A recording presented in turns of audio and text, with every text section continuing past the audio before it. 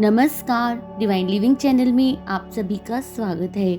आज इस वीडियो में हम जानेंगे कि आनापानसती ध्यान क्या है, इसे कैसे करना चाहिए और इसके क्या बेनिफिट्स हैं। आनापानसती ध्यान भगवान बुद्ध द्वारा बताई गई ध्यान की सबसे सहज और सरल तकनीक है, जो पूरी तरह से सांस पर आधारित है। यह शब्द 3 शब्दों से मिलकर बना है। आना यानी अंदर आती हुई सांस, पाना यानी बाहर जाती हुई सांस और सती यानी उसके साथ एक हो जाना। तो हमें किस आसन में बैठना चाहिए?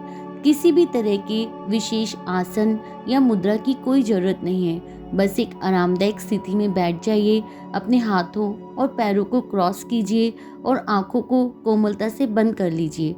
ऐसा करने से शरीर से बाहर प्रवाहित होती हुई ऊर्जा भीतर ही ठहर जाती है। इस स्थिति में आने के बाद आप अपने पूरे ध्यान को अपनी प्राकृतिक सांसों पर ले आइए और अंदर व बाहर जाती हुई सांसों को देखना शुरू कीजिए। मन में अगर विचार उठते हैं तो अपने ध्यान को वापस सांसों पर ले आइए।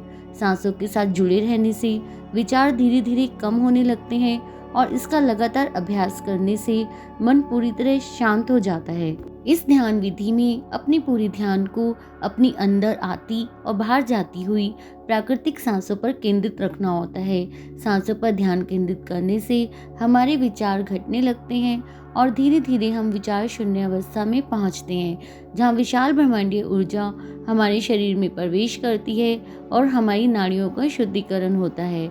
तो अब सवाल ये है कि हमें ध्यान कब और कितने समय करना चाहिए। तो आनापानसती ध्यान हम कभी भी कर सकते हैं और कहीं भी कर सकते हैं।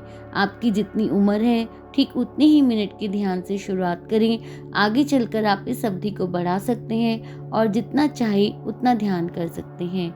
आज के लिए इतना ही। धन्यवाद।